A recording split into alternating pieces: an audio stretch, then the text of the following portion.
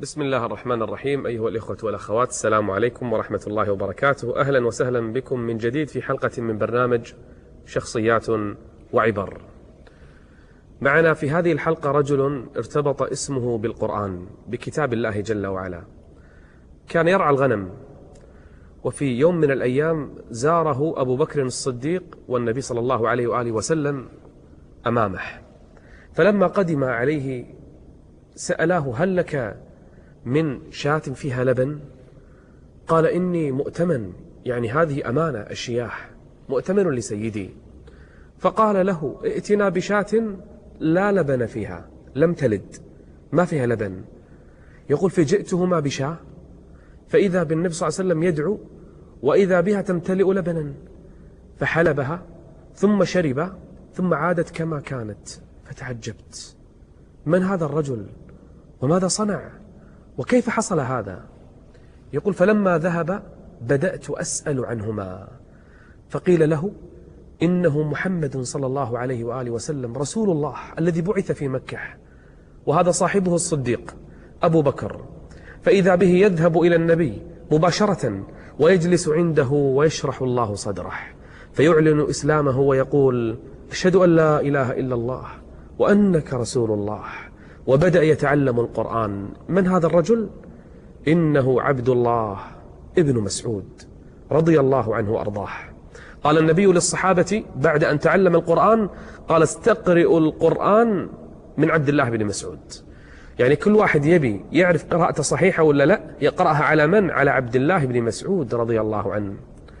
إذا سئلت وقيل لك: من أول من جهر بالقرآن بين المشركين؟ قل: عبد الله بن مسعود من الصحابة، أول واحد. استأذن النبي في البداية، كل واحد خايف الآن، من كتم إيمانه ومن يتخفى في عبادته ومن يفعل، إلا عبد الله بن مسعود. قام أمام المشركين، والناس هذا يمشي وهذا مشغول وهذا ما يدرون ايش بيسوي.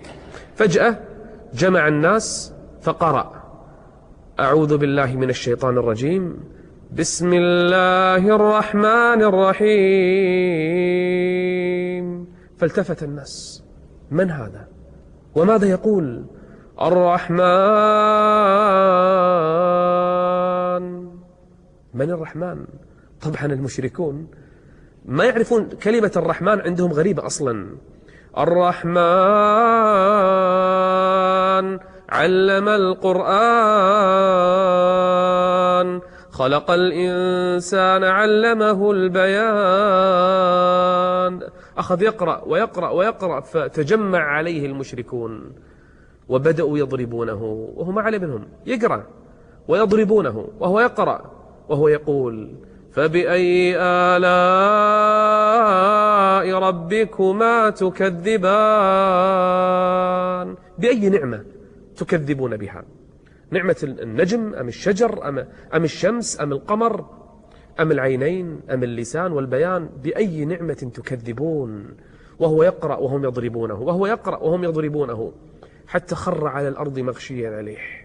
فجاءه الصحابة، جسمه قد تلطخ بالدم من رأسه إلى أخمص قدميه، حتى ظنه الناس قد مات.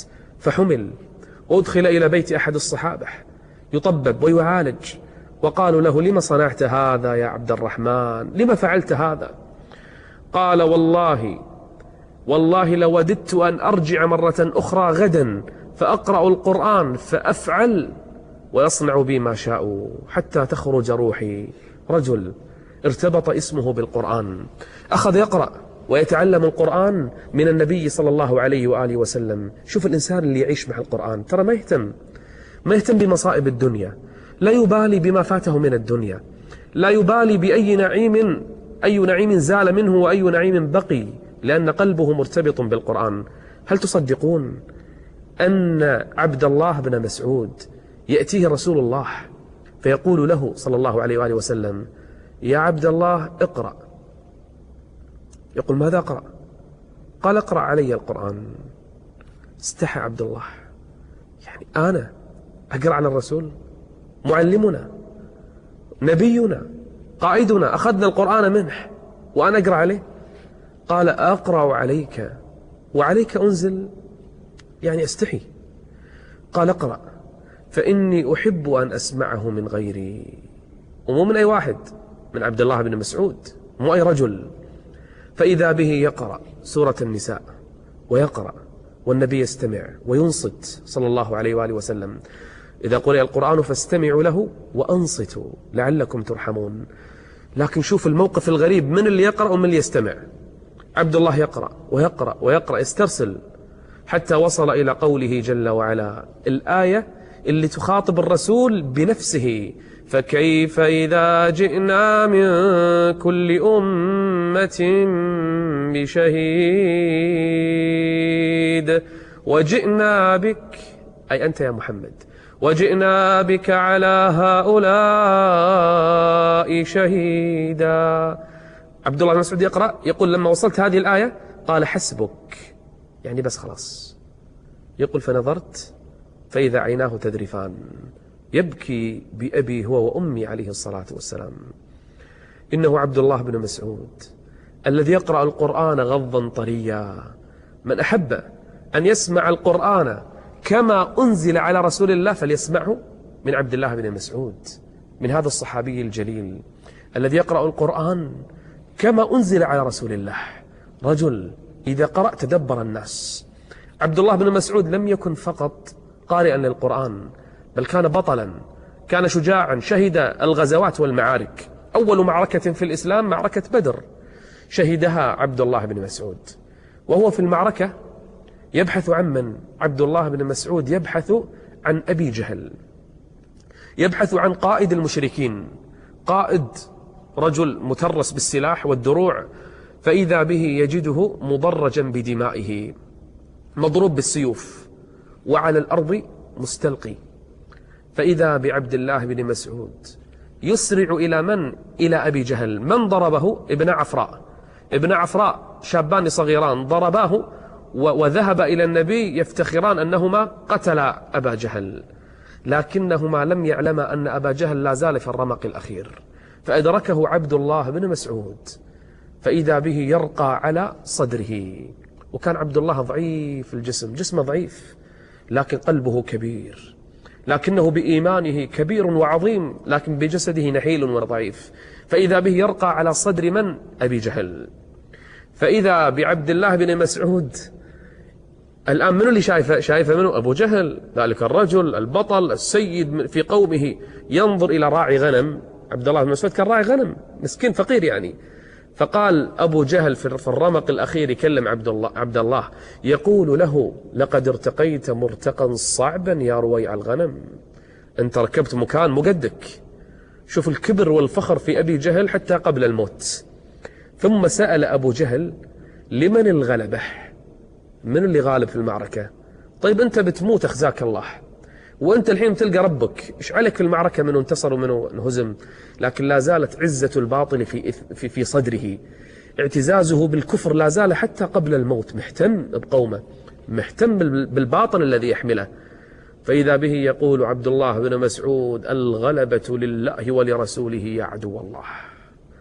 ثم أخذ السيف فحز رأسه، أكمل به نهاية حياته. ثم أخذ رأسه وألقاه بين يدي رسول الله. ثم قال النبي: الله أكبر، مات فرعون هذه الأمة، أبو جهل مات. أبو جهل من قطع رأسه إنه الرجل النحيل، إنه الرجل الضعيف، إنه الرجل الذي جهر بالقرآن فضربتموه.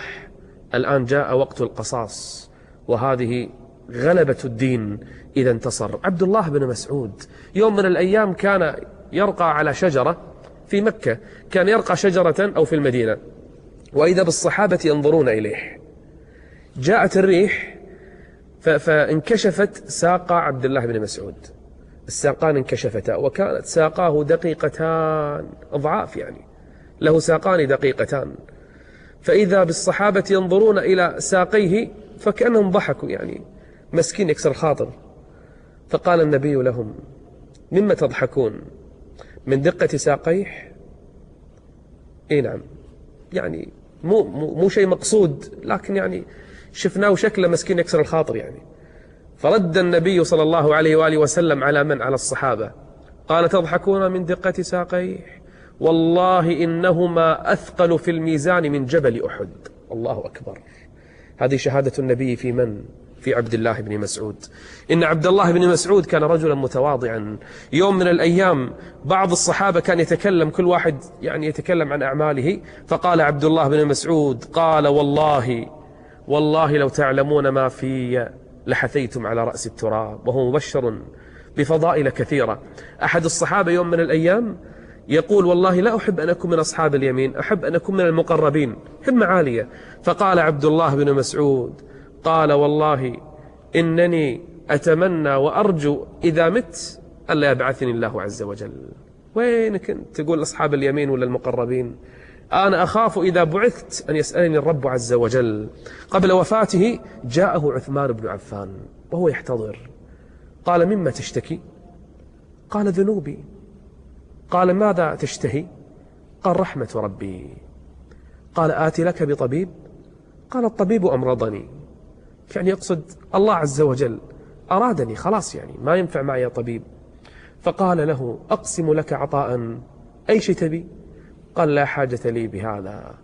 فلفظ ذكر الله ووحد الله، ثم قبض الله عز وجل روح عبد الله ابن مسعود رضي الله عنه، اسم قد ارتبط بالقرآن. شخصيتنا في الحلقة القادمة رجل من الحبشة، عاش مع النبي مع أصحابه، من البادئين في الدخول في الإسلام، من السابقين. عذب عذابا شديدا.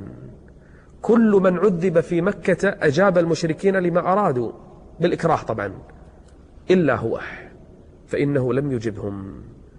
جعله النبي مؤذنه الخاص. من مؤذن رسول الله؟ هذا موضوع حديثنا بإذن الله عز وجل في الحلقة القادمة. كونوا معنا، استودعكم الله، والسلام عليكم ورحمة الله وبركاته.